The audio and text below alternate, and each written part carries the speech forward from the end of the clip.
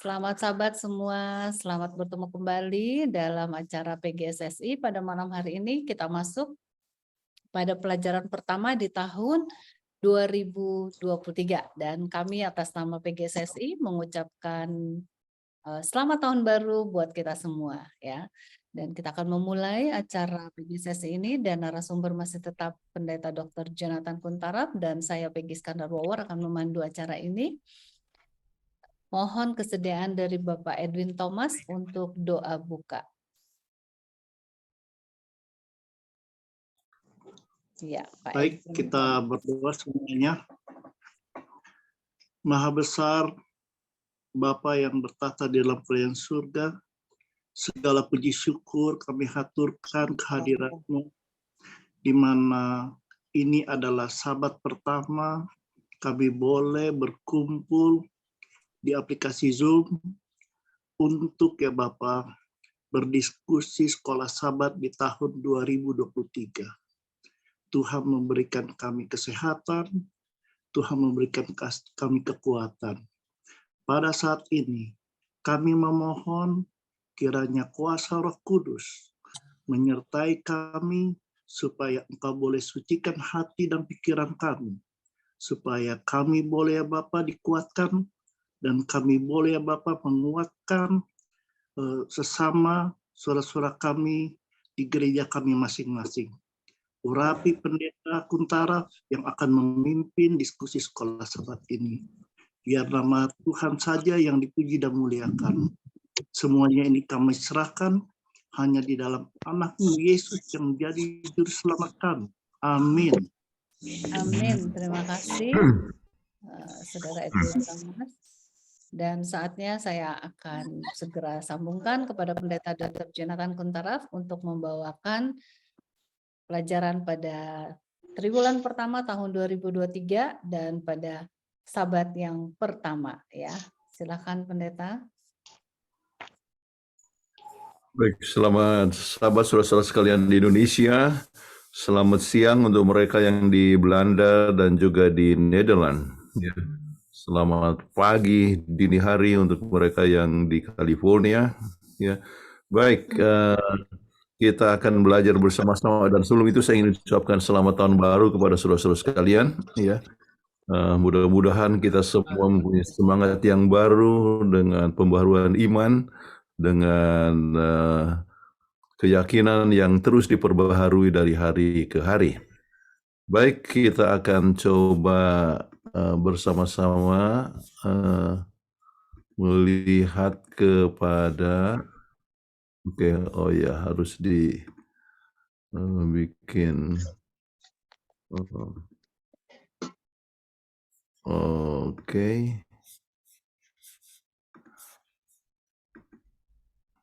Baik, bagian dari keluarga Allah. Ya, saudara-saudara sekalian, kita coba lihat secara pendahuluan mungkin hubungan manusia dengan Allah dan mengapa pelajaran ini penting. Ya, ada sebuah hubungan yang sangat menakjubkan antara orang Kristen dengan Allah mereka, yang memberikan kepercayaan pada mereka untuk mengatur semua milik Allah di bumi. Ya, jadi ini hal yang sangat luar biasa. Allah yang menciptakan segala sesuatu, kemudian Tuhan menggunakan kita. Sejak awal sejarah manusia, Allah secara eksplisit mendelegasikan pemeliharaan ciptaan yang tak ada cacatnya kepada Adam dan Hawa. Kita ingat waktu di Taman Eden. Allah memberitahu bahwa kita sedang bekerja untuk Dia. Dia juga memberkati kita dengan sumber daya, namun kitalah orang yang dipercaya untuk mengelolanya. Ya. Jangan pernah lupa, semua berkat-berkat yang Tuhan berikan adalah Tuhan percayakan kepada kita untuk kita kelola. Oke, mengapa pelajaran ini penting? Kita akan belajar dari mana kita berasal.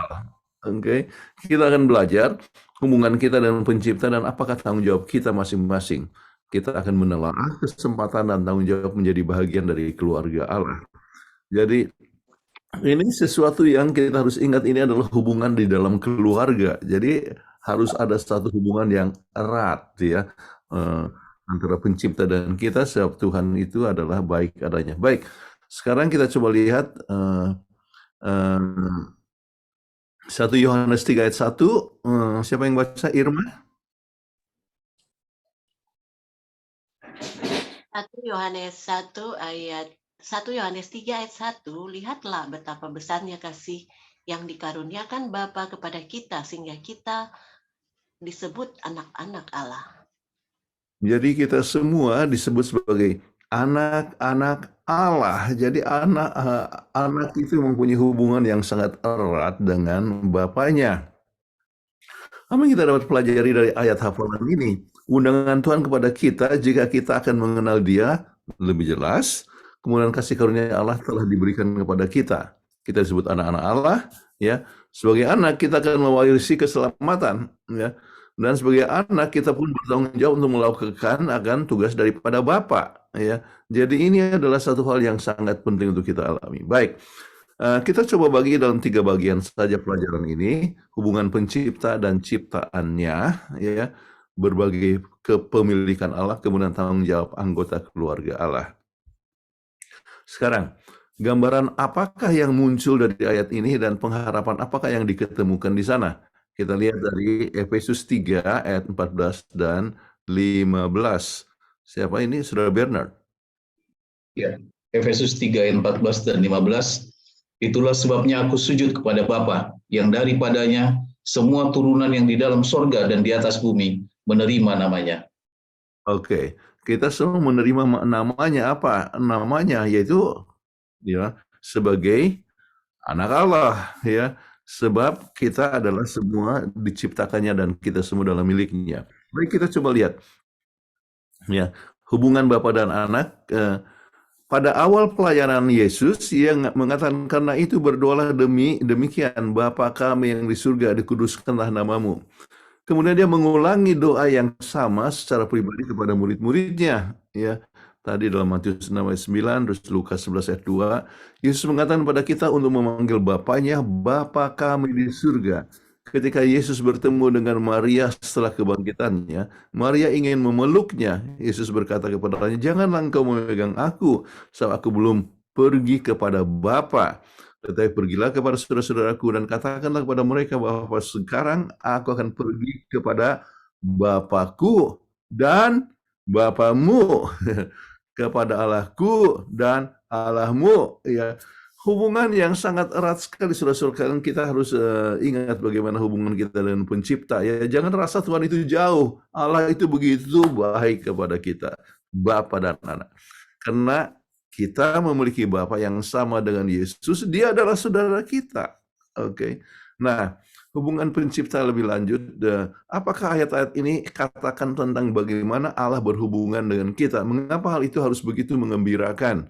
Kita lihat pengalaman yang pertama dari Musa sendiri, dari Keluaran 3 ayat 10 dan Keluaran 5 ayat 1, ya. Kemudian sudah tulisan daripada Paulus dari Galatia 3 ayat 26 dan 9. Oke, Irma.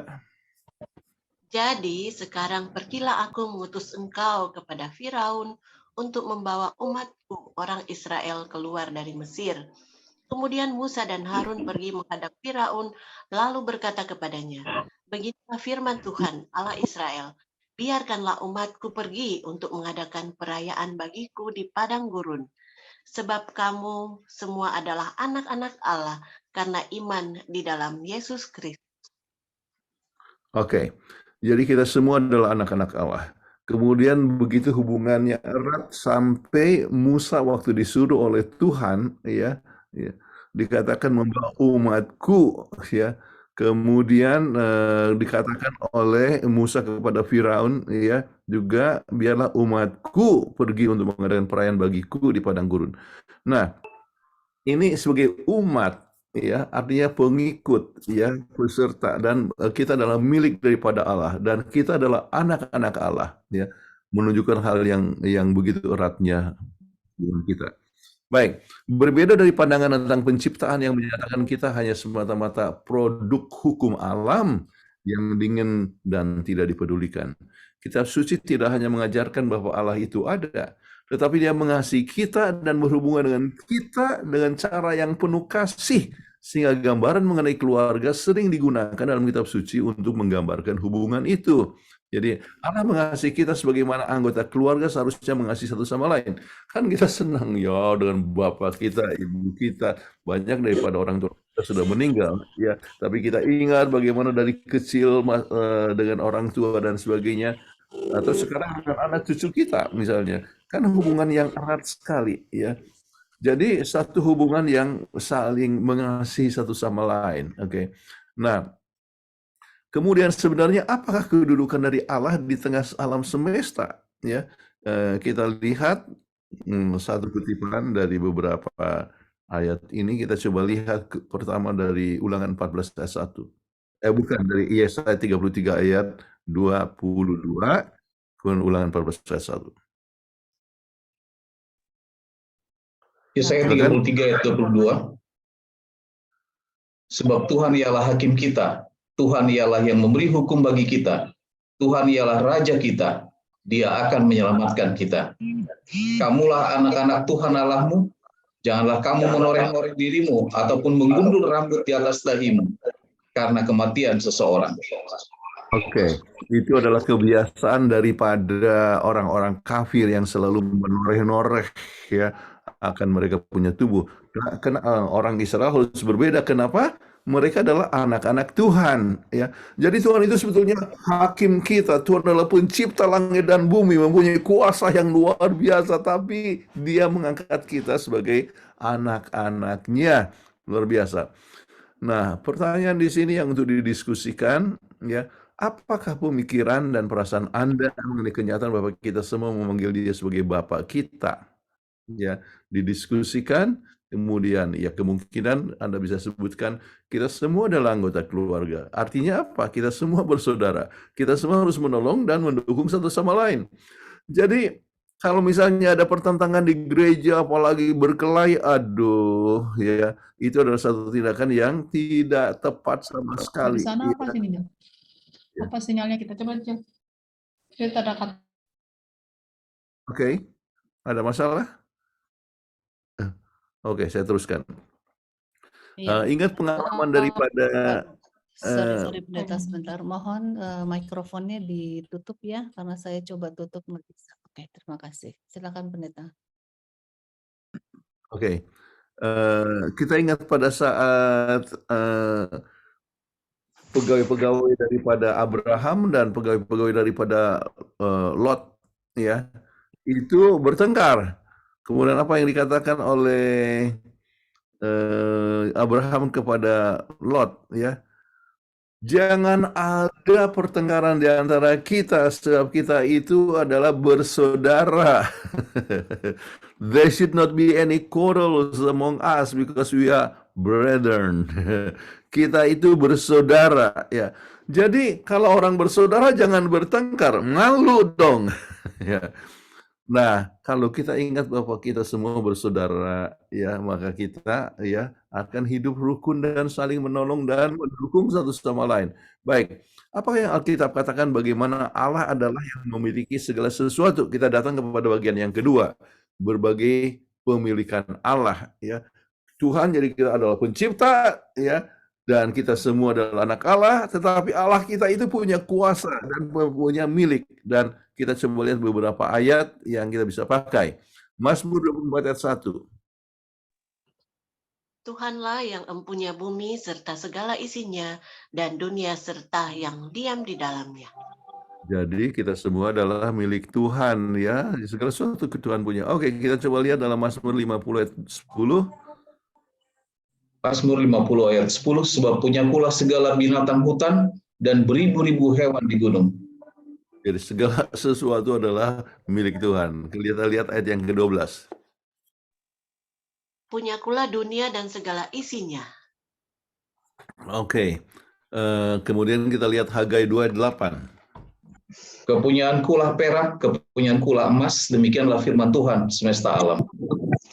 Oke, jadi apa yang terjadi? Semua emas yang ada di bank-bank yang kita rasa bahwa kita yang memilikinya, ya, itu semua adalah Tuhan punya, sebab Tuhanlah yang menciptakan segala sesuatu, bukan? Ya. Nah, Apa yang dikatakan oleh Raja Daud ya pada saat ia memberikan ya, dia memberikan untuk pembangunan Ka'bah itu dalam jumlah yang sangat banyak sekali ya, dan apa yang dia katakan dalam 1 Tawaris 29 ayat 13 dan 14. Sekarang ya Allah kami bersyukur kepadamu dan memuji namamu yang agung itu. Sebab siapakah aku ini dan siapakah bangsaku, sehingga kami mampu memberikan persembahan sukarela seperti ini? Sebab daripadamulah segala-galanya dan dari tanganmu sendirilah persembahan yang kami berikan kepadamu. Luar biasa sekali. Dia berikan dalam jumlah yang banyak sekali. Bisa dibikin perhitungannya berapa banyak emas yang dibuat. Dan dia kata apa yang dia katakan? Semuanya ini daripada Tuhan. Jadi apa yang kita berikan itu, saudara-saudara, itu adalah dari Tuhan. Ya. Sebab itu jangan kita pelit-pelit dalam membantu pekerjaan Tuhan. Oke. Nah sekarang ini saudara bisa diskusikan. Apa saja yang kita terima dari Tuhan? Apa yang kita buat dengan semua berkat tersebut? Oke. Jadi Anda bisa tanya kepada anggota kelas, apa ya berkat Tuhan? Ya kehidupan, keselamatan, keluarga, pemeliharaan, makanan, udara, sinar matahari. Yohanes 3:16 tentang Yesus Kristus. Segala sesuatu yang kita nikmati, yang kita buat dengan semua berkat tersebut adalah bagaimana yang kita buat dengan berkat tersebut. Ya, kita harus menjadi penonton yang baik. Kita akan bahas itu dengan baik. Baik, kita sudah bisa sebutkan ya, berkat Tuhan, saya punya mobil. Ya, saya punya mobil, ada yang punya Alphard ya, ataupun banyak sekali orang-orang yang punya mobil mewah ya. Baik. Bukan saja itu, Tuhan pun memberikan sumber daya kepada kita. Oke. Apa saja sumber daya yang dikaruniakan kepada kita? Kita coba lihat beberapa ayat di sini ya. Dari Yohanes 3:16, Yohanes 14 ayat 15 sampai 17 dan Yohanes 10 ayat 10. Silakan. Yohanes 3 ayat 16, karena begitu besar kasih Allah akan dunia ini, sehingga ia telah mengaruniakan anaknya yang tunggal, supaya setiap orang yang percaya kepadanya tidak binasa, melainkan beroleh hidup yang kekal. Yohanes 14 ayat 15 sampai 17. Jikalau kamu mengasihi aku, kamu akan menuruti segala perintahku. Aku akan minta kepada Bapa, dan ia akan memberikan kepadamu seorang penolong yang lain, supaya ia menyertai kamu selama-lamanya, yaitu Roh kebenaran. Dunia tidak dapat menerima dia, sebab dunia tidak melihat dia dan tidak mengenal dia. Tetapi kamu mengenal dia, sebab ia menyertai kamu, dan akan diam di dalam rumah, di dalam kamu. Yohanes 10 ayat 10. Pencuri datang hanya untuk mencuri dan membunuh, dan membinasakan. Aku datang supaya mereka mempunyai hidup, dan mempunyainya dalam segala kelimpahan. Terima kasih. Nah, jadi tiga ayat ini kita dapatkan ya, sumber daya yang diberikan kepada kita adalah Yesus Kristus ya, yang memberikan keselamatan kita. Kemudian bukan hanya itu ya, Tuhan memberikan Roh Kudus ya. Roh Kudus yang memimpin kita bagaimana kita mempunyai pertimbangan yang baik ya, yaitu cara bagaimana kita hidup, bagaimana kita dapat kekuatan untuk menurut kehendak Tuhan. Itu adalah satu sumber daya yang tidak bisa dilalaikan. Bagaimana kalau Anda pergi menjadi seorang misioneri, membawa uang yang cukup tetapi tidak membawa Roh Kudus? Ya, maka Anda akan kehilangan Anda punya misi ya. Jadi Roh Kudus itu begitu peranannya yang sangat penting sekali.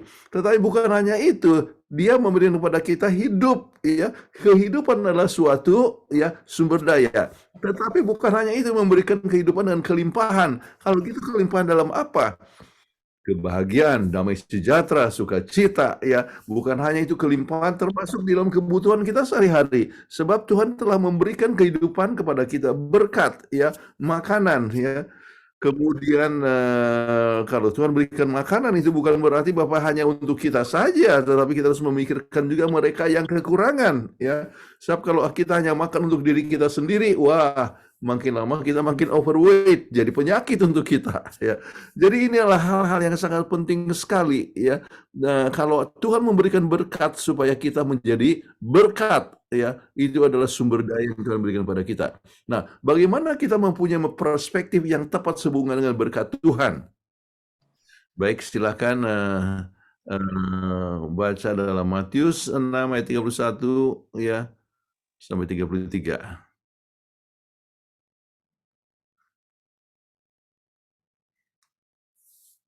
Siapa, Irma?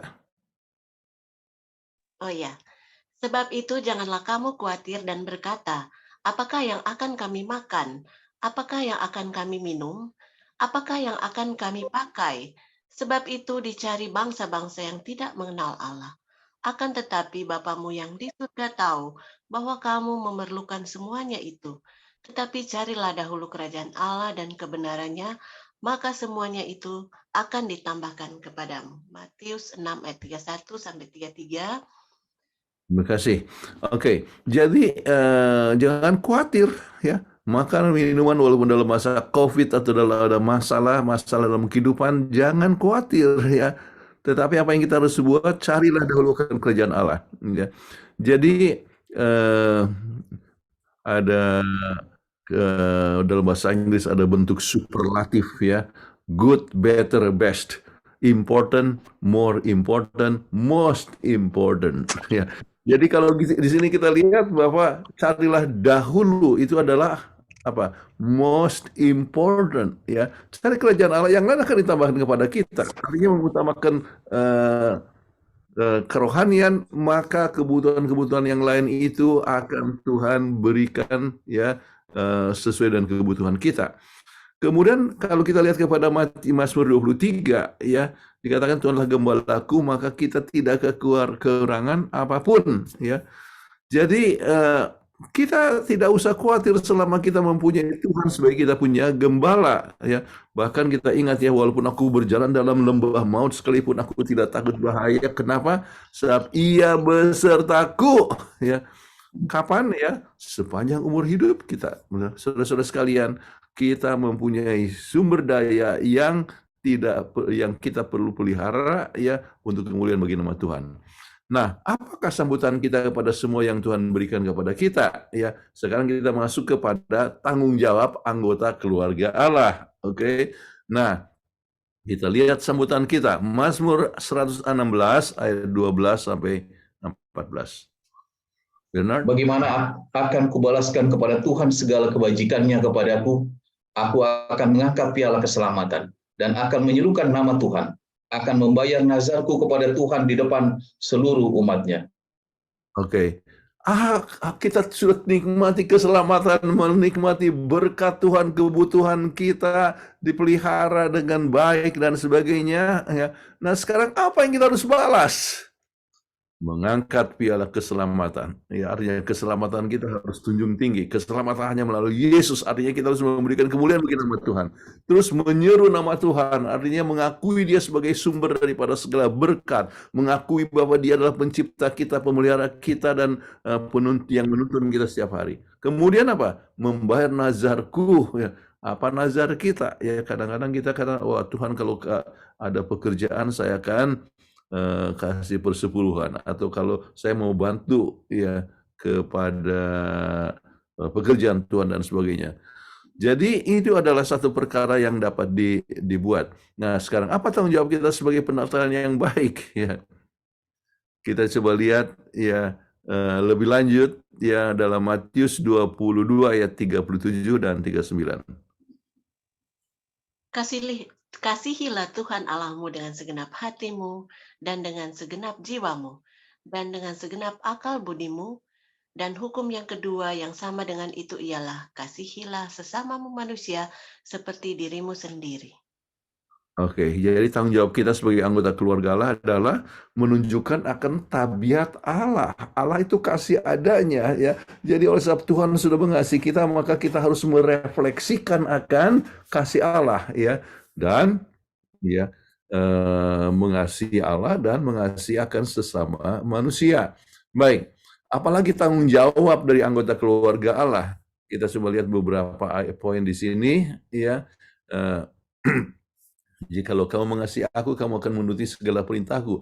Itu adalah tanggung jawab menurut perintah Tuhan, menurut perintah Bapa kita. Tanggung jawab kita kita ingat yang Tuhan berikan kepada kita termasuk tubuh kita, ya. 1 Korintus 3:16 dan 17 kita hafal ayat itu, ya, bahwa tubuh kita adalah bait Roh Kudus, ya. Jadi kita harus, ya, memuliakan Tuhan dengan tubuh kita. Kita ingat 1 Korintus 10:31. Baik kalau kita makan, baik kalau kita minum, apapun yang kita buat, kita harus buat untuk kemuliaan bagi nama Allah. Jadi segala sesuatu adalah untuk kemuliaan bagi nama Allah. Jadi termasuk juga peduli kepada ciptaan Allah, ya. Mungkin peduli kepada lingkungan, ya, jangan mengotori akan lingkungan kita dan sebagainya. Apa yang kita dapat pelajari dari Matius 25 ayat 14 sampai 30, kita ingat tentang talenta, ya. Kita semua mempunyai talenta yang berbeda-beda, oke? Sebagian menerima 5 talenta, yang sebagian menerima 2 talenta, sebagian menerima 1 talenta. Dan apa yang kita harus buat dengan talenta itu? Penatelayanan yang setia, mengusahakan talentanya dan melipat gandakan, ya, itu yang kita harus buat. Baik, sekarang bagaimana yang dibuat oleh jemaat Filipi dalam pekerjaan Tuhan? Wow, mereka memberikan bukan sebab kelebihan tetapi sebab sukacita dalam berbagi. Dan apa janji Tuhan? Ya, kita lihat Filipi 4 ayat 19. Filipi 4 ayat 19, Allahku akan memenuhi segala keperluanmu menurut kekayaan dan kemuliaannya dalam Kristus Yesus. Luar biasa, ya. Ini Paulus berada di dalam penjara, dia memberikan kekuatan kepada Filipi yang sangat dermawan. Orang-orang Filipi membantu, ya, pekerjaan Tuhan. Di situ ada pengusaha wanita namanya Lydia, ya, mungkin ingat. Kemudian bagaimana dia, ya, bertobat. Dia adalah pengusaha kain ungu, ya, dari Tiatira, ya. Baik. Anyway, jadi kita coba lihat dia, mereka suka membantu kepada pekerjaan Tuhan, dan Tuhan janjikan, ya, Allah akan memenuhi keperluanmu menurut kekayaan dan kemuliaannya dalam Yesus Kristus. Luar biasa sekali. Apakah yang dimaksudkan dengan kita harus menyimpan harta di surga? Oke. Nah, apa artinya itu? Ini saya ambil dari pelajaran kita. Itu berarti menjadikan Allah dan pekerjaannya pertama dan terutama dalam kehidupan Anda. Ya, daripada menjadikan uang yang pertama dan terutama. Di antara perkara-perkara yang lain, itu berarti menggunakan apa yang kita miliki untuk pekerjaan Tuhan, untuk pengembangan kerajaannya, untuk bekerja bagi orang lain, dan untuk menjadi berkat bagi orang lain. Ya, kalau Tuhan berkati kita, maka kita tidak boleh lupa gunakan itu harta. Baik, saya senang oleh sebab saya dapatkan banyak teman-teman yang senang sekali untuk bantu pekerjaan Tuhan, ya. Dengan proyek-proyek, misalnya kita bangun panti asuhan Yapi, ya, dari mana-mana, ya. Jadi banyak orang yang siap untuk membantu pekerjaan Tuhan. Kami baru saja minggu yang lalu Ibu Peggy ada ikut, ya, peresmian daripada panti asuhan kita yang terbaru di Semarang, ya. Itu rumahnya, ya, ada berapa kamar? 10 kamar, ya, daripada keluarga Tojoyo. Itu disumbangkan, artinya digunakan untuk panti asuhan, ya, dan juga bukan hanya itu, ya, pembiayaan dan sebagainya, operasional juga dibantu oleh keluarga ini, ya. Jadi gunakan akan harta untuk membantu pekerjaan Tuhan. Saudara-saudara sekalian, ya, kita tidak bisa luput, ya, dari kenyataan bahwa kita terima berkat Tuhan, tapi berkat itu, ya, harus dimanfaatkan secara bijaksana. Baik, Ibu Peggy, boleh tolong baca ini kutipan dari Mrs. White, saya rasa sangat bagus sekali. Ya, Memida Kehidupan Abadi, halaman 270. Uang besar nilainya itu dapat mendatangkan kebajikan yang besar. Dalam tangan anak-anak Allah, uang berarti makanan bagi orang yang lapar, minuman bagi orang yang dahaga, dan pakaian bagi orang telanjang. Itu merupakan pertahanan bagi orang yang tertindas dan untuk menolong orang sakit. Tetapi uang tidak lebih bernilai daripada pasir, kecuali kalau digunakan untuk memenuhi keperluan hidup yang mendatangkan berkat atas orang lain dan memajukan pekerjaan Kristus. Iya, ini satu hal yang sangat penting. Banyak orang ya menyimpan uang, hartanya banyak, kemudian padahal apa yang terjadi? Kita tidak tahu apa yang terjadi hari esok. Ya, mungkin saya berikan sebuah kutipan ya. Saya gunakan ini untuk khotbah besok. Saya khotbah saya punya gereja ya di sini. Sebab dalam bahasa Inggris saya berikan kutipannya dalam bahasa Inggris ya, dikatakan the difference between money and time. Dua-dua kan talenta kan? Ya, the difference between money and time is that ya, we know how much money we have, but we do not know how much time we have. Anda bisa coba renungkan ini, ya.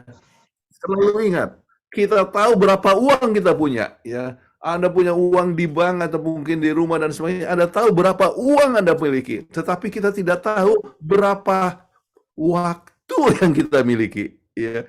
Apa yang terjadi beberapa minggu yang lalu pada saat saya terjatuh itu mengingatkan kembali kepada saya bahwa accident can happen anytime, ya. Orang bisa meninggal kapan saja, kecelakaan bisa terjadi kapan saja, ya. Untung waktu dibikin CT scan, ya, saya punya ini ternyata tidak ada perdarahan di otak, ya. Tetapi ya memang sampai sekarang masih ada kalau orang yang lihat dari dekat masih ada benjolnya sedikit, ya. Dan perdarahannya untuk keluar, ya, tidak di dalam. Nah, saudara-saudara sekalian, we do not know how much time we have, ya. Although we know how much money we have. Jadi ini satu hal yang sangat penting sekali. Gunakanlah apa yang Tuhan berikan untuk kepentingan sesama manusia. Baik. Nah sekarang, ceritakan pengalaman Anda bagaimana dalam melakukan pekerjaan Tuhan. Secara ajaib Tuhan memenuhi segala kebutuhan kita. Oke, berikan ya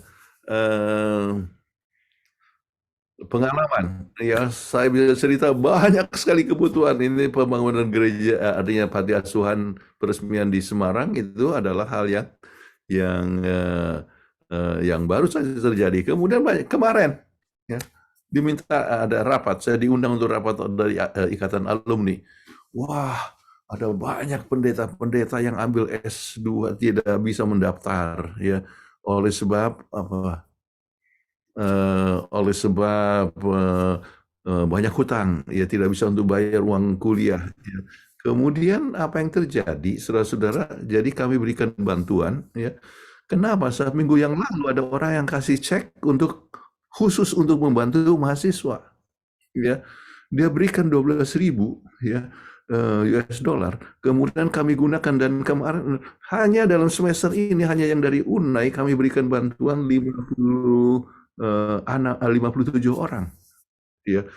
Itu adalah secara ajaib Tuhan memberikan kebutuhan. Ya, kita sendiri harus siap untuk membantu, dan kalau kita memerlukan bantuan ternyata Tuhan bisa memberikan bantuan dengan secara ajaib, ya. Dan ada kadang-kadang orang kata ini ada dana, ya, dan pendeta Kuntara bisa gunakan untuk apa saja. Untuk apa saja. Jadi itulah yang harus digunakan, salurkan, dan kami tidak pernah mau menerima dana yang untuk pribadi sekalipun untuk digunakan secara pribadi. Tetapi harus kata, oke, ini untuk YAPI, ini untuk keperluan yang pekerjaan Tuhan. Ingatlah, Tuhan mempunyai segala macam cara supaya kita bisa menjadi berkat bagi semua manusia. Baik. Jadi kesimpulan yang kita bisa ambil, Allah adalah pencipta langit dan bumi. Dia adalah penguasa alam semesta. Namun dia juga adalah Bapa kita. Kita memanggil dia Bapa, yang berarti hubungan dengan Allah demikian erat. Dan juga hubungan kita satu sama lain adalah bersaudara. Allah sebagai pencipta memiliki segala sesuatu dan telah mengaruniakan segala sesuatu untuk kebahagiaan anggota keluarga Allah, dan memberikan segalanya dari kehidupan dan keselamatan dan pemulihan sampai kepada Yesus dan Roh Kudus untuk memimpin kita. Semua berkat dan sumber daya dipercayakan kepada kita untuk kita kelola untuk kemuliaan bagi nama Tuhan. Nah, sebagai anggota Allah, anggota keluarga Allah maksudnya, ya, kita harus ingat saya harus perbaiki sedikit. Sebagai anggota keluarga Allah, kita adalah penata layanan. Ya, yang dimaksudkan adalah stewardship. Ya, semua berkat dan sumber daya dipinjamkan kepada kita untuk kita kelola untuk kemuliaan bagi nama Allah. Sebagai anak Allah, kita harus memberikan sambutan kepada kasih Allah dengan menyambutnya, dan kita menjadi wakil Allah dalam merefleksikan kasih Allah kepada orang lain. Selama kita mengasihi Allah, kita akan mengasihi sesama. Sebagai penata layanan, kita harus bertanggung jawab untuk mempertanggungjawabkan semua berkat dan sumber daya yang diberikan kepada kita untuk kemuliaan Allah. Pertanggung jawab kita akan berbagai aspek talenta yang Tuhan percayakan pada kita adalah waktu, uang, kesanggupan, kesehatan, dan berbagai karunia rohani yang Tuhan karuniakan kepada kita. Dan kita harus pertanggungjawabkan kepada Tuhan. Waktu kita, apa yang kita gunakan dengan waktu kita? Ya, kita harus gunakan waktu kita untuk kemuliaan bagi nama Allah. Dan saya senang saudara-saudara guru-guru sekolah Sabat yang akan memberikan waktunya untuk mengajar supaya orang dapat lebih kuat iman dan sebagainya. Baik. Nah, sekarang Ibu Peggy boleh tolong baca 2 kutipan yang terakhir. Ya. Langkah kepada Kristus halaman 31. Hati Allah merindukan anak-anaknya di dunia dengan kasih yang lebih kuat dari kematian. Dengan menyerahkan anaknya, Dia telah mengaruniakan seluruh surga kepada kita dalam satu pemberian. Kehidupan, kematian, dan pengantaran juru selamat, pelayanan para malaikat, bujukan Roh Kudus, Bapa bekerja yang di atas dan melalui semuanya, perhatian yang tiada putus-putusnya dari makhluk-makhluk surgawi, semuanya adalah demi penebusan manusia. Luar biasa. Semuanya kerjasama untuk keselamatan kita. Ya. Apakah kita kan, ya, dengan sepatutnya? Baik, sekarang kita kutipan yang terakhir, Peggy.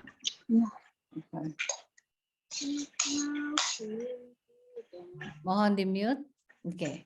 Khotbah di atas bukit halaman 110. Engkau adalah anggota keluarga Allah dan segala sesuatu yang ada di dalam rumah Bapa adalah untukmu.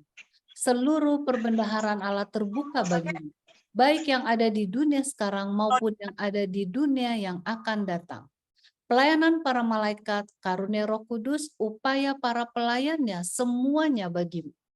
Dunia dengan segala yang ada di dalamnya adalah untukmu sejauh itu menjadi kebaikan. Luar biasa, semuanya ya kita dapat nikmati. Tuhan ciptakan langit dan bumi, kita dapat bisa menghirup udara segar, ya, menikmati akan segala sesuatu. Semuanya Tuhan berikan kepada kita untuk kita nikmati, ya. Kemudian pelayanan semua bekerja sama. Nah, yang kita harapkan adalah jangan mengecewakan akan pencipta kita.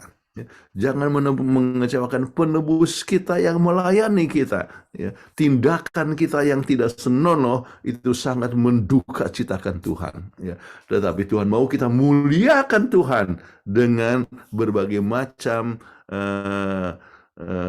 sumber daya ataupun juga dengan berbagai macam talenta karunia rohani untuk kemuliaan bagi nama Tuhan.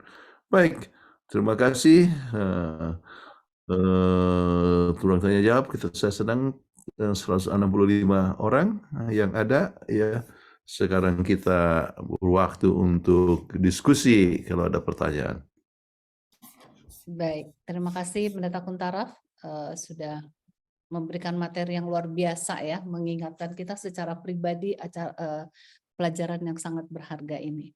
Dan kita tiba kepada sesi tanya jawab.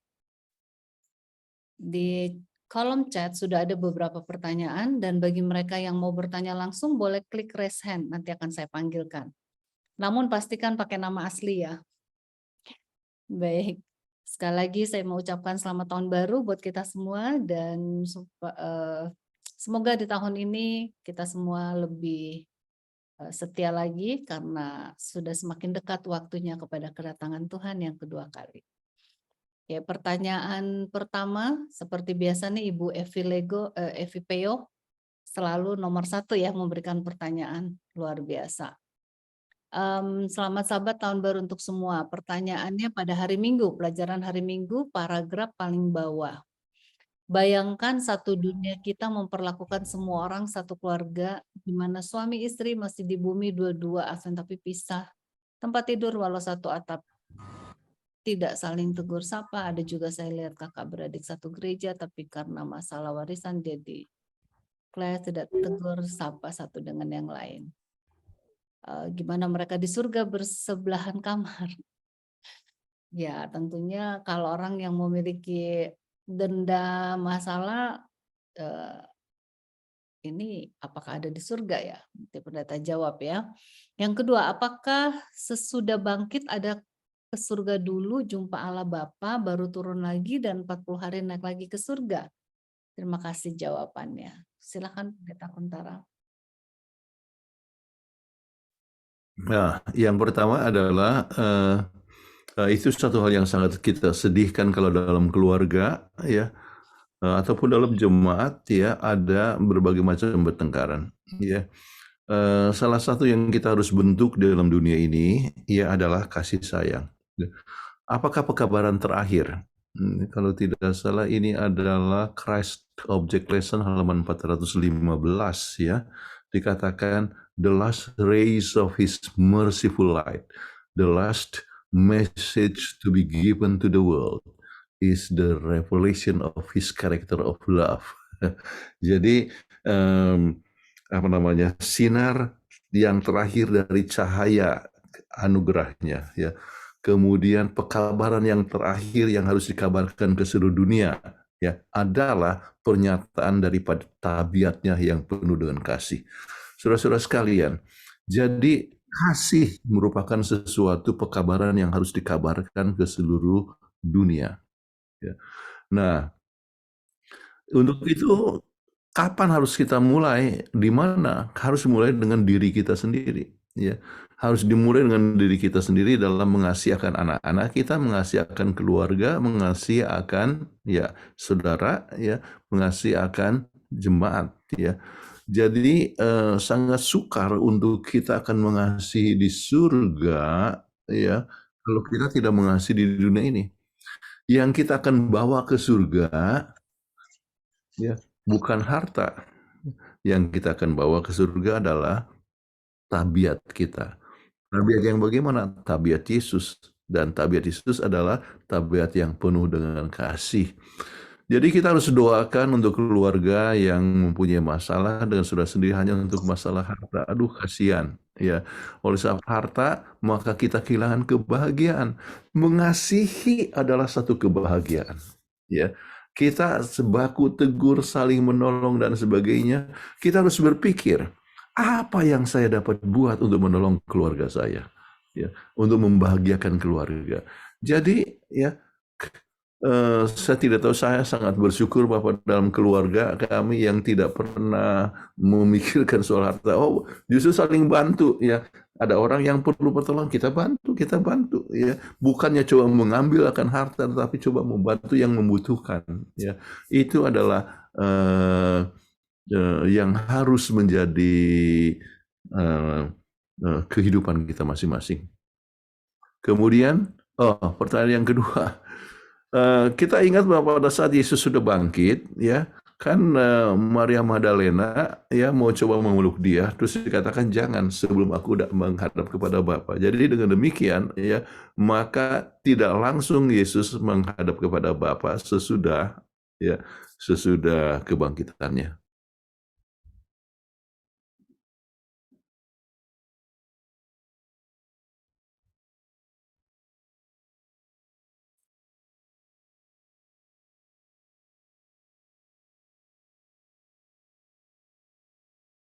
Masih mute Bu Peggy.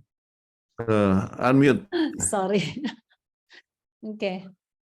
Dari M. Silalahi, bagaimana membedakan penurutan? Apa yang menjadi dasar perbedaan penurutan hukum secara legisme versus penurutan secara kasih? Ya, dalam Yohanes 14 ayat 15, jikalau kamu mengasihi aku, kamu akan menurut segala hukumku.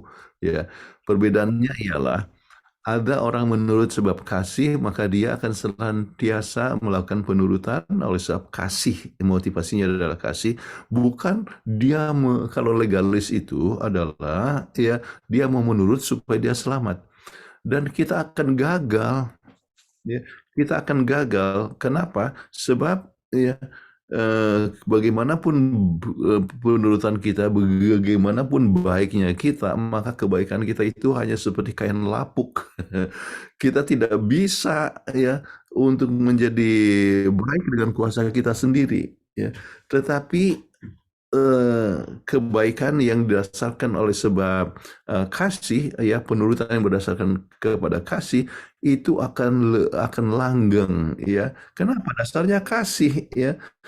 Kalau misalnya kalau legalis, ya apa yang terjadi supaya selamat, kemudian kita pun menjadi merasa lebih baik dari orang lain, kita akan menjadi sangat kritis sama orang lain, ya. Jadi kalau orang lain itu mempunyai kelemahan, kita akan sangat gampang sekali untuk mengkritik sama orang lain. Ya. Tetapi kalau dasarnya kasih kepada orang yang tidak mempunyai penurutan yang sepenuhnya, kita justru menaruh simpatik, ya. Kita ingin untuk menolong supaya orang itu menurut sesuai dengan kehendak Tuhan. Ya. Jadi jangan sampai penurutan kita adalah legalis. Hari Sabat adalah hari penuh sukacita. Ya, kita bisa bersekutu dengan Tuhan. Bukan supaya kita selamat, tetapi sebab kita sudah diselamatkan. Ya, jadi ini satu hal yang sangat penting sekali. Mudah-mudahan jelas untuk saudara Silalahi. Iya, terima kasih. Semoga sudah menjawab ya. Kemudian pertanyaan dari Foxy Gerungan. Pertanyaannya adalah, kapan seseorang bisa disebut sebagai anggota keluarga Allah? Ya, sebetulnya semua ciptaan Allah itu ya adalah anak Allah, kan kita diciptakan, ya kita adalah anak Allah, ya. Namun ya sering kita sendiri yang tidak merasa bahwa kita itu adalah anak Allah, ya. Jadi itu poin yang pertama dari segi umum, oke. Namun ya kita dapatkan juga bahwa mereka yang kita coba lihat di dalam Yohanes ya pasal yang Yohanes pasal yang ke-1 ya, coba lihat apakah disebutkan ya tentang itu secara spesifik atau tidak. Kita coba lihat Yohanes 1 ayat yang ke-18 ya. Dikatakan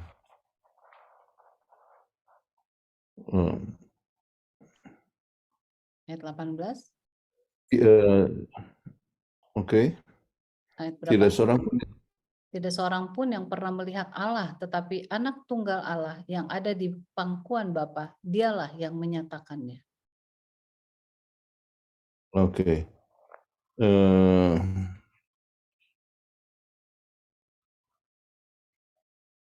Oke, kemudian firman itu kalau ayat 14 menjadi manusia dan kemuliaannya sebagai anak tunggal Allah, ya.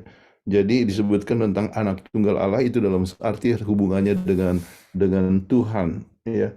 Kemudian kita akan dapatkan ya hal-hal yang sangat penting, ya, bagaimana pada saat Yesus misalnya dibaptiskan di dalam buku Matius pasal yang ke-3, ya, inilah anakku yang kekasih, kepadanya lah aku berkenan, ya. Kemudian ya pada saat seorang itu menerima akan baptisan, maka kalimat yang sama itu Tuhan dapat berikan kepada kita masing-masing, ya, bahwa kalau kita itu menerima Yesus sebagai juru selamat, artinya kita mengakui dia sebagai Tuhan mengakui kita sebagai anaknya, ya. Namun secara umum semua ciptaan Tuhan adalah anak Tuhan. Namun secara spesifik, ya, oleh sebab begitu banyak orang yang tidak mengakui Tuhan sebagai Bapa, oleh sebab mereka tidak mengakui Tuhan sebagai pencipta, maka penolakan itu adalah manusia sendiri punya pilihan. Kita boleh sebutkan bahwa mereka tidak mau menjadi anak Tuhan, tetapi anak Tuhan yang sesungguhnya, ya, adalah yang bisa memberikan sambutan kepada Tuhan oleh sebab menerima Tuhan sebagai pencipta, ya, menerima Yesus sebagai juru selamat, kemudian kita adalah disebut sebagai anak-anak Tuhan. Itulah sebabnya kita dapatkan istilah anak-anak Tuhan itu misalnya di dalam buku Kejadian pasal yang ke-6, ya. Ingat sebelum terjadi air bah, kenapa? Oleh sebab, ya, banyak yang kawin mawin, mereka mendekati kepada anak-anak Tuhan. Apa yang dimaksudkan dengan anak-anak Tuhan di situ? Ya, itu berbicara mengenai anak-anak yang berbeda dengan anak-anak Kain, tetapi anak-anak Set yang sebetulnya hubungannya dengan dekat Tuhan. Jadi mereka yang mengakui Tuhan sebagai pencipta, penebus, ya, dan sebagai Bapa kita, maka mereka juga disebut sebagai anak-anak Tuhan, sebab ada kelompok yang tidak disebut sebagai anak-anak Tuhan. Ya, walaupun secara umum dengan sendirinya semua ciptaan haruslah menjadi anak Tuhan. Ya, mudah-mudahan ini bisa menolong apa yang dikatakan oleh saudara Gerungan. Iya, terima kasih. Dan selanjutnya pertanyaan dari M. Silalahi.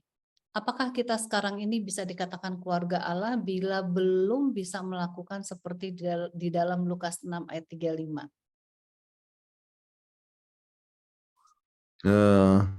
Apa yang dikatakan dalam Lukas 6 ayat 35?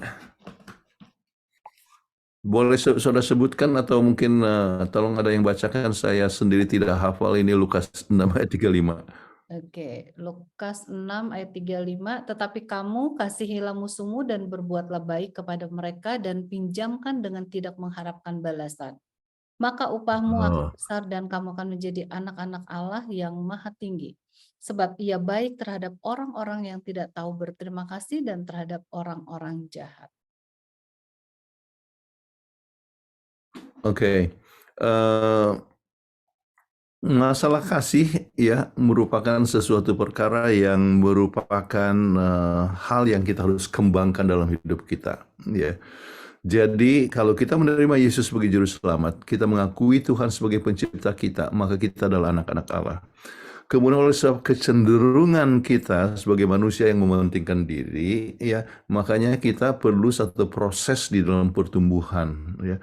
Jadi pertumbuhan supaya kasih itu makin lama makin terpenuhi dalam diri kita, sehingga kita pun akan selalu suka untuk menolong orang lain. Kalau seandainya kasih kita masih terbatas, bukan berarti kasih kita masih belum memiliki, masih belum disebut sebagai anak Tuhan. Kita anak Tuhan tetapi masih belum kita sebut, kan anak Tuhan ada yang nakal, ya. Jadi sama seperti anak-anak kita, ya, anak-anak kita juga ada yang suka membelot dan sebagainya, ya. Jadi sama seperti dalam Lukas pasal 15, ya, anak dari yang hilang itu kan, ya, termasuk anak yang hilang, tetapi dia tetap adalah anak, ya. Tetapi, ya, anak itu akhirnya dengan kerinduannya kembali, dia sadar dan dia kembali kepada Tuhan. Makanya anak yang hilang menjadi anak yang pulang, ya. Nah, sekarang, ya, kalau misalnya ada satu anak yang nakal, ya tidak bisa juga disebut bahwa dia bukan anak kita, ya. Tetapi Tuhan tetap menjangkau, ya, supaya semua anak-anaknya secara keseluruhan, termasuk orang yang jahat sekalipun, supaya boleh kembali kepada Tuhan sampai menjadi anak Tuhan yang benar-benar mengasihakan orang tuanya. Baik, terima kasih Pendeta. Dari Dilan, apakah ketika kita di surga akan berkumpul dengan keluarga masing-masing? Ya, disebutkan ada keluarga, tetapi disebutkan tidak ada perkawinan. Kebetulan saya masih pegang ini buku Heaven, ya, tentang adanya keluarga, ya, kemudian ibu ya, akan bertemu dengan anaknya yang sudah meninggal lebih dahulu, akan ada keluarga, tetapi bukan berarti bahwa adanya suatu perkawinan, ya. Ini kita harus bagaimana menjustifikasi, mungkin kita bisa ketemu nanti kalau di surga nanti, ya. Tetapi buku ini menyebutkan jelas tentang mengenai masalah keluarga, ya, surga. Oke. Baik, saya akan panggilkan. Oh, ini ada tambahan dari Raymond Andrew, ya. Kemudian Dilan menambahkan, jika kita berkumpul dengan anggota keluarga masing-masing, bagaimana dengan para janda duda yang menikah kembali? Ya, suasana surga adalah suasana yang penuh dengan kasih dan persaudaraan, maka dikatakan janda dan duda, ya, itu sama seperti yang ditanyakan kepada Yesus, kan? Ada orang yang sudah menikah sampai 7 kali dengan kira-kira di surga bagaimana? Nah, di surga suasananya itu demikian erat dan persaudaraan sedemikian rupa sehingga tidak mempunyai kecemburuan, penuh dengan kasih dan semua dianggap sebagai saudara, ya. Jadi dan tidak ada lagi, ya, yang dimaksudkan adalah masalah hubungan perkawinan, tetapi secara kekeluargaan semua dianggap sebagai saudara, ya. Jadi bagaimana itu sampai kita bisa dapat mengerti, ya, hal-hal perkara yang kita tidak pernah lihat, kita tidak pernah pikirkan, itulah yang kita akan alami di surga nanti. Iya, terima kasih. Semoga sudah menjawab. Dan Pak James Tambuwon sudah raise hand. Silakan Pak James. Pak James Tambuwon. Oke. Pak James belum buka video ya? Oh, sudah. Silakan di-unmute Pak James.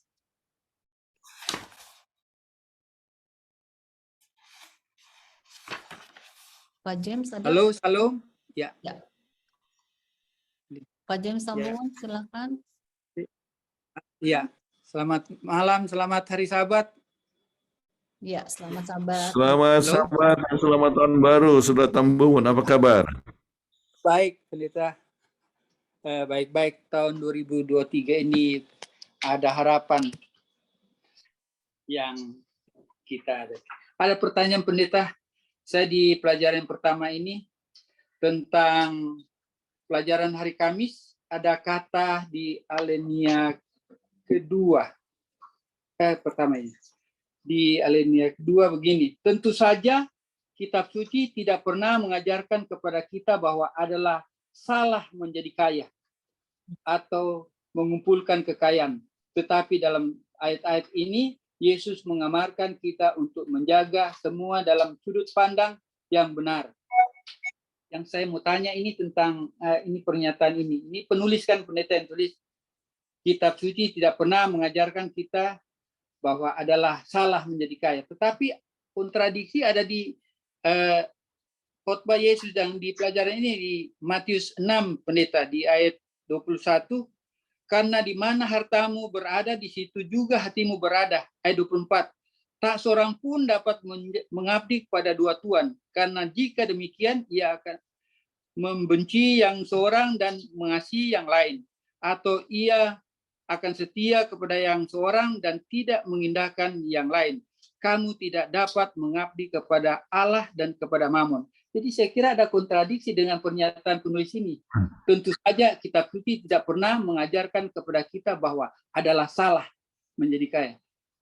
Iya, tetapi ayat ini sangat menekankan kita untuk kita jangan jajak. Ada banyak orang mencari kekayaan sehingga ya itu dia. Contohnya Salomo. Salomo Tuhan dia minta hikmat, Tuhan plus kasih kekayaan, namun dia jatuh. Ya itu pertama. Baru kedua pendeta yang saya ingin boleh saya jawab dulu ya, satu-satu aja ya. Ya, lebih dahulu. Oke, itu sama sekali tidak bertentangan, Saudara Tambubun. Ya, oleh sebab kita bisa tetap kaya, tetapi menggunakan kekayaan untuk pekerjaan Tuhan. Ya, saya kenal ya ada seorang yang namanya Gorwin McNeilus. Ya, mungkin lebih kurang 4.000 gereja yang dia bantu di Afrika. Ya, jadi dia mencari waktu dia pernah datang waktu kami di Singapura di mobil saya dia bercerita banyak ya bagaimana dia selalu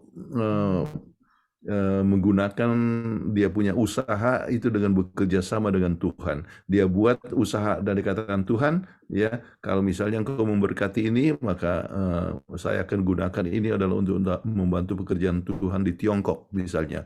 Dan betul-betul berhasil dan dia memberikan $1 juta untuk pekerjaan di Tiongkok, ya bekerja sama dengan Oh Sujong, ya. Jadi banyak sekali orang kaya, orang seperti Alfonso, ya, pemilik perusahaan asuransi terbesar di Brazil, ya Alfonso adalah seorang yang kaya, ya ada seorang Advent, dan apa yang dia buat dengan hartanya, ya hartanya itu adalah dia gunakan untuk keperluan pekerjaan Tuhan. Dia membantu Novo Tempo itu ya dia yang membangun Novo Tempo, bangunannya luar biasa tinggi dan sebagainya. Saya kenal keluarga Chen Seng yang Chen ya dari Hong Kong dulu itu kemeja buaya cap buaya ya sekarang masih ada kemeja cap buaya kan. Krokodil. Keluarga Tan ya di Singapura ya David Tan selalu satu anggota kelas sekolah sahabat dengan saya, tapi dia punya ya Chen Seng ya dialah yang memulai Chen Seng Foundation. Jadi apa yang terjadi, semua universitas kita mempunyai bangunan yang dia telah bantu ya, apakah itu di Loma Linda, di Andrews University, di Southwestern Adventist University, termasuk di Ayas di Philippines ada 4 bangunan yang dibantu oleh yang di Philippines adalah dibantu oleh keluarga Tan yang dari Singapura ya. Crocodile Foundation. Bahkan saya hubungi juga untuk membantu Rumah Sakit Advent dan kita dapatkan elevator ya apa itu lift ya di Rumah Sakit Advent Medan ya kalau Anda datang ke sana bisa lihat ya Crocodile Foundation ya. Jadi banyak dari mereka yang mencari harta ya bukan untuk tujuannya untuk kepentingan pribadi tetapi untuk membantu pekerjaan Tuhan. Itulah sebabnya tidak pernah salah untuk menjadi kaya ya. Abraham itu kaya, Ayub itu kaya ya. Jadi tidak salah untuk menjadi orang kaya ya, tetapi yang sangat penting apakah dia di bawah ya pengaruh kekayaannya untuk kepentingan pribadi, menggunakan kekayaannya untuk kepentingan pribadi, atau dia menggunakan kekayaannya itu adalah untuk membantu pekerjaan Tuhan. Ya, pekerjaan Tuhan itu perlu uang, ya, dan uang itu diperoleh dari mereka yang suka membantu. Dan ternyata, ya, mereka yang menggunakan dananya itu untuk pekerjaan Tuhan, ya, itu justru mendapatkan kelimpahan banyak berkat, ya. Saya sangat kami suka membantu anak-anak oleh sebab mertua saya adalah orang yang suka untuk membantu ya. Apakah itu Rumah Sakit Advent Medan dia bangun dia bantu kemudian disumbangkan ke Rumah Sakit Advent ke Uni ya. Kemudian sekolah-sekolah ataupun banyak gereja-gereja yang dia bantu. Jadi dan Tuhan tetap memberkati bahkan dia berhutang untuk membantu pekerjaan Tuhan ya dan tetapi akhirnya hutangnya dapat tertutup dan sebagainya. Jadi kembali ya tidak ada kesalahan dengan ayat itu. Memang tidak salah untuk menjadi kaya, tetapi yang sangat penting adalah jangan menjadikan harta itu sebagai mamon, artinya yang disembah. Bukan, tetapi harta itu digunakan untuk pekerjaan Tuhan. Oke, itu jelas Saudara Tambubun. Silakan pertanyaan kedua. Oke. Pertanyaan kedua, halo? Iya, iya. Ya, pertanyaan kedua pendeta di hari Jumat di pertanyaan yang ketiga. Pelajaran yang berbicara tentang segala sesuatu yang telah dikaruniakan Allah kepada kita? Mengapa Yesus dan rencana keselamatan adalah karunia terbesar dari semuanya? Mengapa hal ini benar? Apa yang akan menjadi milik kita jika kita tidak memiliki pengharapan agung itu yang ditawarkan kepada kita? Ini yang saya ingin bertanya langsung. Seorang penulis ateis menggambarkan manusia itu tidak ada apa-apanya selain bongkahan daging yang rusak pada tulang-tulang yang hancur. Mengapa tanpa karunia Injil dia memiliki poin yang benar? Nah, itu. Ini seorang ateis, pendeta. Ya, memang begitu ya. Kalau misalnya orang tidak punya pengharapan, tidak ada karunia Injil, ya begitu. Manusia itu hanya terdiri dari barang, ya hanya daging dengan tulang. Ya. Kenapa? Sebab otak itu artinya pikiran itu adalah sebagian daripada otak. Jadi manusia itu terdiri atas satu unsur saja, ya, menurut mereka, ya, yaitu pikirannya itu adalah sebagian daripada otak, ya. Kemudian ada otak, ada kemudian tubuh, daging dan tulang, ya. Jadi kalau sudah mati bagaimana? Begitu saja, ya. Jadi abu, jadi tidak ada pengharapan. Jadi itu sama sekali hidup itu tidak berarti kalau hanya tanpa pengharapan. Tetapi kita bersyukur bahwa dengan Injil kita bisa mengetahui bahwa rupanya kita ini bukan hanya daging dan tulang. Kita itu ya adalah sesuatu yang sangat berharga di mata Tuhan. Kita adalah makhluk yang dikasihi Tuhan dan Tuhan mengasihi kita sampai datang ke dunia ini, dan itulah yang dan mati untuk kita, dan itulah Injil, ya. Jadi Injil memberikan kepada kita suatu pengharapan bahwa kita bukan hanya sekedar daging dan tulang, tetapi untuk mereka yang tidak punya pengharapan, memang yang dia katakan adalah benar, toh, ya, hanya daging dan tulang. Oke. Mudah-mudahan sudah menjawab pertanyaan. Iya, pendeta. Mengapa tanpa karunia Injil dia memiliki hal yang benar? Ya, bukan. Kalau tanpa karunia Injil, ya, maka dia punya pemikiran itu, ya, adalah benar, ya, manusia itu adalah daging dan tulang, ya. Bukankah begitu? Jadi tidak ada harapan. Jadi tanpa karunia Injil, ya, jadi jangan berpikir bahwa dia benar dalam arti mempunyai kebenaran. Enggak, dia tidak benar, ya. Tetapi kalau tanpa pengharapan, ya, maka pemikirannya itu memang begitu. Jadi manusia itu hanya daging dan tulang, ya. Tetapi oleh sebab kita punya pengharapan, kita bersyukur bahwa ternyata itu tidak benar, oleh sebab kita itu lebih dari sekedar daging dan tulang. Kita itu adalah makhluk yang berharga di hadapan Tuhan, ya. Oleh sebab Yesus sendiri datang ke dunia ini. Baik, mudah-mudahan Anda jangan terkecoh dengan sesuatu yang membuat Anda jadi salah mengerti. Iya. Terima kasih, pendeta. Oke. Ya, terima kasih. Terima kasih Pak James. Dan selanjutnya saya panggilkan Bapak Pulo Lasman, ya, Pak Pulo Lasman yang sudah raise hand. Mana nih Pak Pulo Lasman?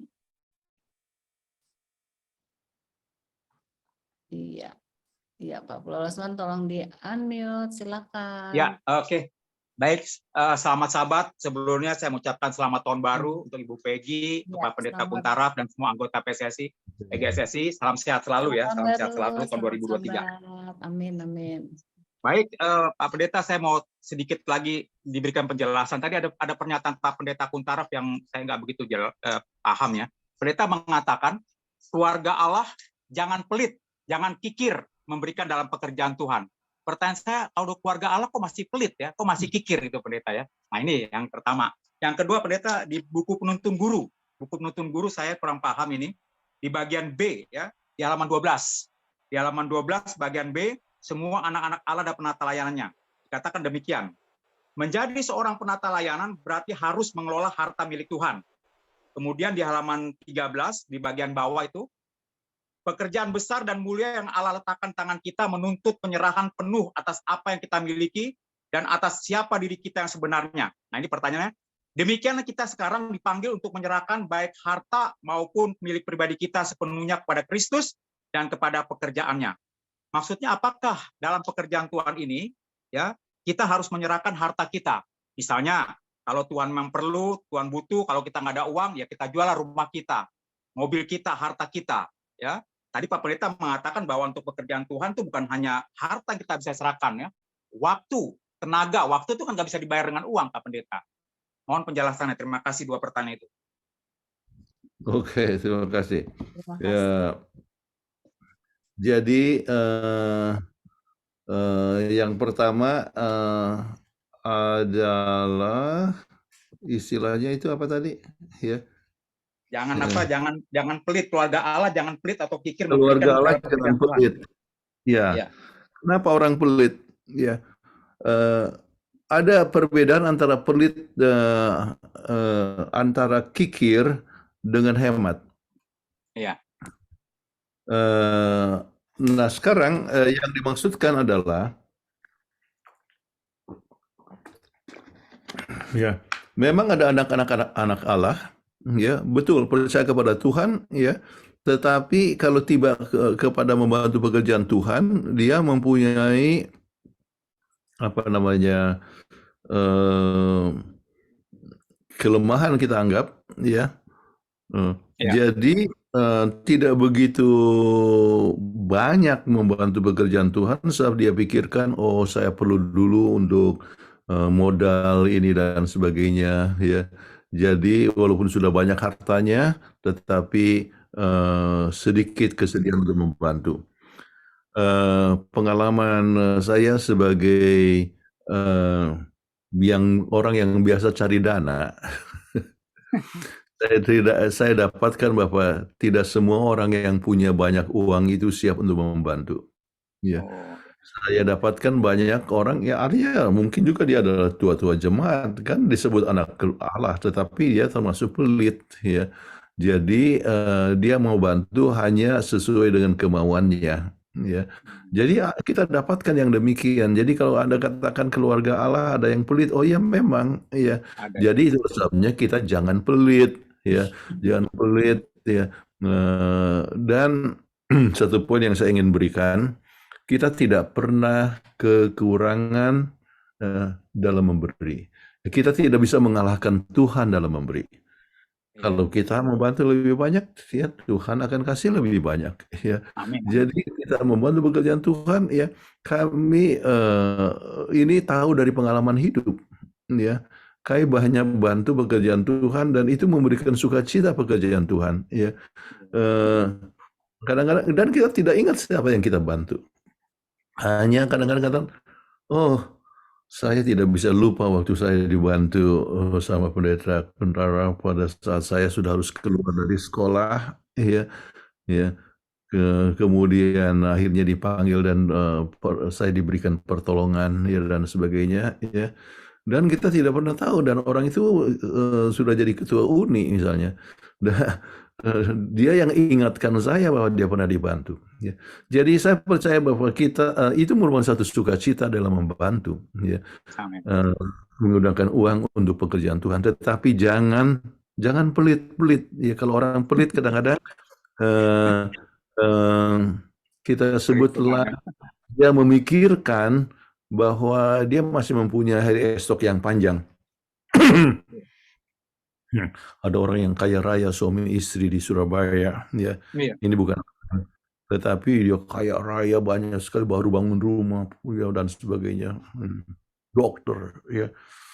Dua-dua kena COVID, ya, dan dua-duanya mati, ya. Anaknya pun mati. Jadi kemana itu harta?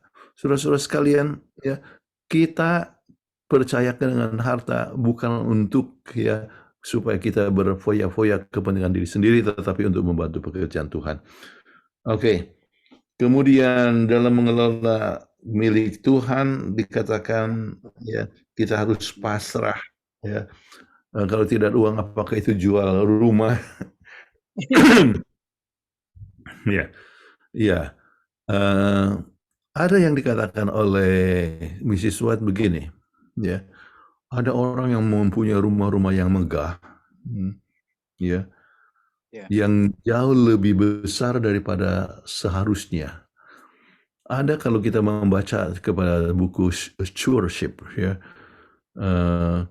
lebih bagus kalau rumah itu terlalu besar, ya, lebih bagus dijual, ya, Ya. kemudian membeli rumah yang lebih kecil, dan dana kelebihannya bisa digunakan untuk membantu pekerjaan Tuhan.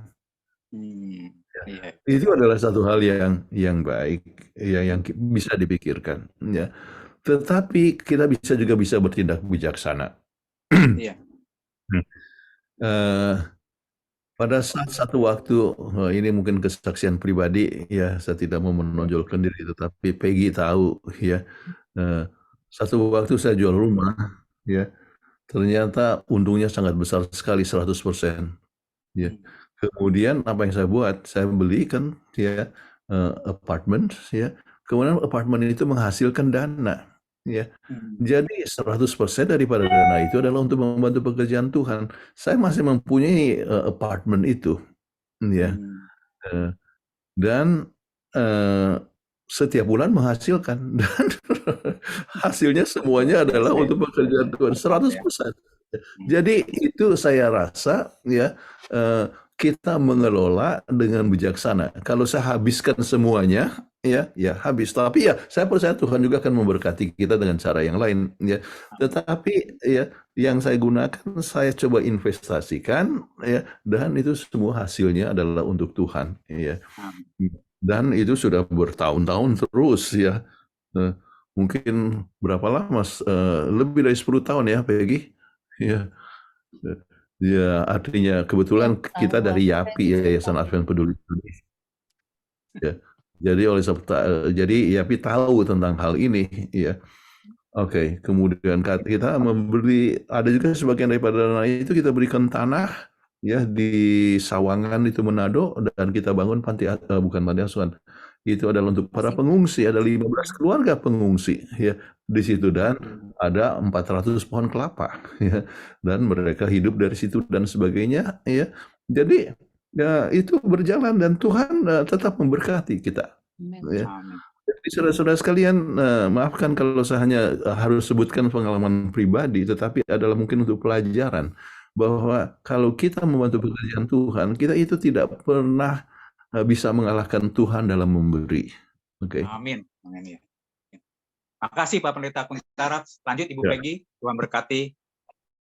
Ya, terima kasih Pak Lasman. Dan selanjutnya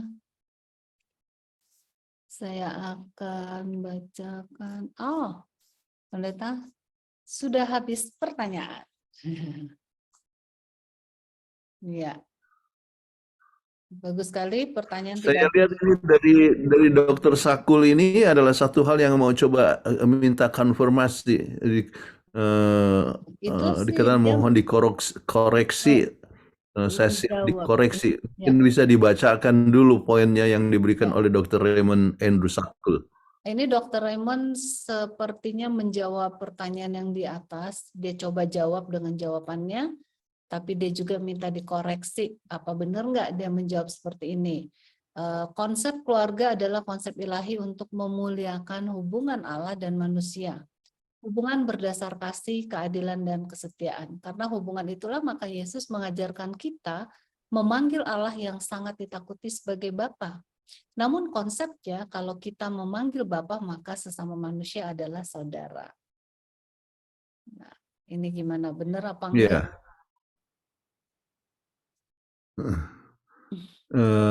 Iya, ya. Hanya mungkin yang dimaksudkan bukan hanya memuliakan hubungan Allah dan manusia, tetapi untuk memuliakan Allah, iya. Tetapi dapat ditunjukkan melalui hubungan antara Allah dengan manusia. Jadi kita memanggil Bapa, jadi itu hubungan yang erat dengan Bapa dan kita semua adalah bersaudara. Itulah sebabnya kita sebagai manusia harus selalu, ya, mendukung satu sama lain. Makanya keluarga yang bertengkar masalah harta itu perlu untuk dikasihani, ya. Sebab harta memisahkan kebahagiaan, itu kan kasihan, ya. oleh sebab harta ya sampai bertengkar ya. Hubungan ya, relationship itu adalah satu aset untuk mencapai kebahagiaan ya. Jadi kalau orang sampai bertengkar, artinya renggangnya kebahagiaan, artinya renggangnya hubungan oleh sebab masalah harta ya, itu seperti ya harta itu lebih penting daripada kebahagiaan di dalam kekeluargaan. Itu adalah satu hal yang harus dikasihani. Jadi adalah semuanya adalah untuk kemuliaan daripada Bapa ya yang di surga, itu Allah pencipta langit dan bumi. Kita harus buat segala sesuatu untuk kemuliaan nama Tuhan. Jadi kalau kita mengasihi satu sama lain, menolong satu sama lain, itu memuliakan akan nama Tuhan. Ya, itu Terima tambahan kasih Pendeta. Oke, semoga Dr. Raymond sudah bisa Terima mendapat. Atau ada kasih. tambahan, Dr. Raymond? Silakan Dr. Raymond kalau mau Terima tambah. kasih Pendeta koreksinya. Terima kasih. Puji Tuhan. Oke. Puji Tuhan. Oke, puji Tuhan untuk semua. Terima kasih. Ini juga ide Ibu Iren Wairata ya dari Papua. Selamat tahun baru, selamat Sabat. Nah, tidak ada pertanyaan lagi Pendeta. Jadi boleh kita tutup. Oke, good. Iya, siap untuk mengajar. Yang sangat penting dari pelajaran ini adalah menghidupkan. Ada dua prinsip yang sangat penting dalam pendidikan, ya, yaitu learning by modeling and learning by doing. Jadi kita belajar dengan melihat, ya, teladan, ya, ada learning by modeling, terus learning by doing, ya. Jadi kita belajar dengan menghidupkan, ya, akan apa yang kita alami. Kita akan belajar banyak, ya, dalam kehidupan kita ini, ya, bagaimana, ya, sukacita, ya, dalam memiliki Tuhan sebagai Bapa kita, dan bagaimana kita dapat mengasihi sesama lain, menolong satu sama lain, dan saya percaya, ya, kita tidak perlu khawatir dengan apa yang kita makan atau apa yang kita minum, ya, Tuhan akan pelihara kita. Amin. Baik, kita akan tutup pertemuan ini dengan doa. Mohon kesediaan Dr. Raymond untuk doa tutup. Jangan lupa doakan itu Menir Sui, ya, di Belanda, yang menurut tadi istrinya Cory, ya, sedang sakit katanya. Ya, silakan Dr. Raymond. Mari semua kita tunduk kepala dan berdoa. Terpujilah Tuhan Allah Bapa kami di sorga, karena kasih karunia yang berlimpah-limpah bagi kami, bahkan kasih setiamu yang tidak berkurang, bahkan senantiasa menjadi penyedia bagi kehidupan kami. Bapa di sorga, kami bersyukur kepadamu pada malam hari ini. Kami dapat dituntun oleh Pendeta Kuntaraf dan teman-teman sekalian yang sudah memberikan banyak masukan untuk pelajaran sekolah sahabat besok. Biarlah Engkau memberkati pendeta dan keluarga, Bu Peggy dan semua tim yang bekerja pelayanan PGSSI ini, dan biarlah berkat Tuhan senantiasa menjadi bagian kami semuanya. Bapa, pada saat ini kami memohon Engkau mengampuni kami masing-masing, dan biarlah darah Yesus menyucikan kami dan menolong kami untuk melihat Yesus sebagai kasih Bapa yang luar biasa bagi kami. Pada saat ini kami mendoakan Menir Sui yang sementara sakit, kiranya Engkau yang mengetahui di mana dia berada. Pertolongan Tuhan boleh menjadi bagiannya pada waktunya, dan jamahlah dia, karena Engkau yang maha mengetahui dan bahkan Engkau yang maha menyembuhkan. Ya Tuhan, berkati kami sepanjang sisa malam ini, kami boleh beristirahat dengan baik, pagi boleh ke gereja dan lakukan pekerjaan Tuhan sebagaimana Engkau melakukannya. Dikuduskanlah nama-Mu dalam kehidupan kami sudah berdoa dalam nama Yesus Tuhan dan Juru Selamat kami. Amin. Amin. Oke. Terima kasih. Baik, terima kasih untuk doanya dan terima kasih untuk partisipasinya, ya. Tuhan berkati.